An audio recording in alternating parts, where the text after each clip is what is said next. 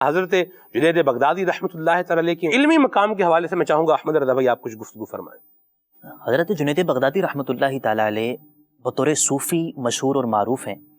ہم میں سے جب بھی کوئی ان کا نام لیتا ہے تو جو ایک پہلی تصویر ان کی ذہن میں ابھرتی ہے وہ بطور صوفی ہی ہے، لیکن یہ بات تو ہم نے درس نظامی میں یہ بڑی کلیئرلی یہ پڑھی ہے کئی کتابوں میں کہ ہر ولی جو ہوتا ہے وہ عالم ضرور ہوتا ہے، نسبت عموم خصوص مطلق جی ہر عالم کا ولی ہونا ضروری نہیں ہے، البتہ ہر ولی کا عالم ہونا ضروری ہے۔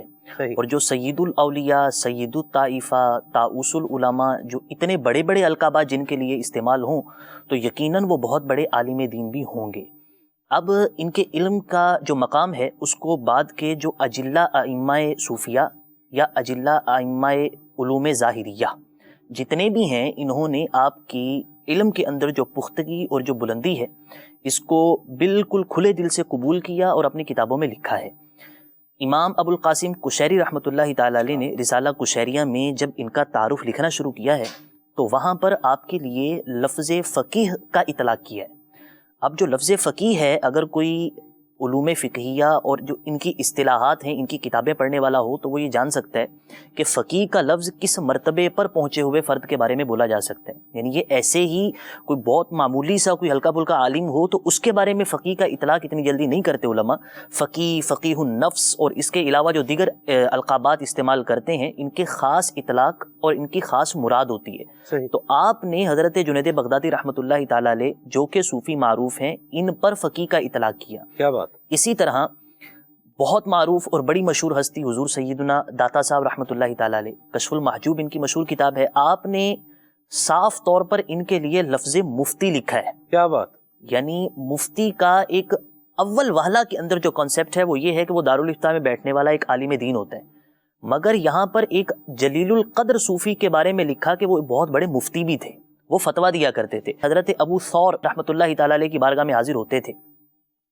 حضرت ابو ثور رحمۃ اللہ تعالی علیہ فقہ شافعی کے بہت بڑے امام تھے، اور آپ کے پاس یہ بیٹھ کر حضرت جنید بغدادی فقط 20 سال کی عمر میں فتویٰ دیا کرتے تھے، یعنی فقط 20 سال کی عمر اور آپ صاحب فتویٰ اور دارالافتاء میں بیٹھ کر آپ فتویٰ دیا کرتے تھے۔ تو حضرت جنید بغدادی رحمۃ اللہ علیہ کا علمی مقام بڑا بلند ہے۔ یہاں پر ہوتا یہ ہے کہ ہمارے ہاں معروف کوئی اور حیثیت سے ہو جاتے ہیں مگر ان کا دوسرا پہلو بھی بہت بلند اور بڑا اعلیٰ ہوتا ہے مگر چھپا رہتا ہے۔ ایک چیز میں وہ انتہائی معروف ہو جاتے ہیں تو دوسری چیز چھپ جاتی ہے۔ مثال کے طور پہ حضور غوث اعظم رحمۃ اللہ تعالی علیہ کا جو نام اگر عوام میں لیں تو سب سے پہلے جو ایک ذہن میں آتا ہے کہ جلیل القدر صوفی، صوفیہ کے سردار اور بہت بڑے بڑے القابات ہیں آپ کے، مگر سیدنا غوث اعظم رحمۃ اللہ علیہ فقہ شافعی اور فقہ حنبلی دونوں پر فتویٰ جاری کیا کرتے تھے۔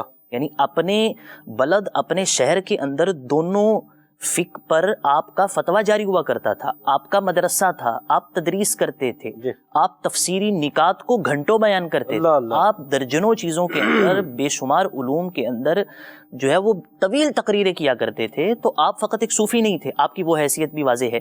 اسی طرح حضرت داؤد طائی رحمۃ اللہ تعالی علیہ، بہت بڑا صوفی نام ذہن میں آتا ہے، مگر آپ حضرت امام اعظم رحمۃ اللہ تعالی علیہ کے اصحاب میں سے ہیں۔ یعنی آپ نے حضرت امام اعظم رحمۃ اللہ تعالی علیہ سے فیض حاصل کیا، فیضان حاصل کیا، فقہ حنفی کو حاصل کیا۔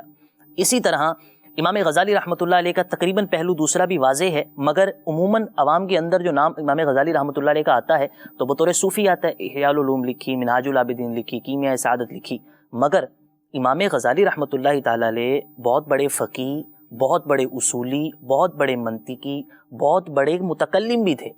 آپ فلسفے میں ہی بہت ماہر تھے۔ آپ نے علم الکلام پر بھی کتابیں لکھی، آپ نے المستصفیٰ اصول فقہ کے اندر کتاب لکھی، آپ نے اور اس طرح کی باقاعدہ جو علوم ظاہریہ ہیں، دیگر جو علوم ہیں ان پر بھی بے شمار کتابیں لکھی ہیں، بلکہ وہ شاید زیادہ ہیں ان سے۔ تو پتہ یہ چلا کہ بعض اوقات ہوتا یہ ہے کہ ہمارے ہاں جو ہے نا وہ ایک نام اور ان کی ایک خاص حیثیت معروف اور مشہور ہو جاتی ہے اور ہمارے ذہن میں ان کی یہ تصویر بن جاتی ہے، مگر ان کی دوسری حیثیت بھی اپنی جگہ معروف ہوتی ہے۔ تو حضرت جنید بغدادی رحمۃ اللہ علیہ فقط ایک صوفی نہیں تھے، صوفی کے ساتھ ساتھ وہ ایک بہت بڑے عالم اور بڑی بلند علمی حیثیت رکھنے والی ہستی بھی تھے۔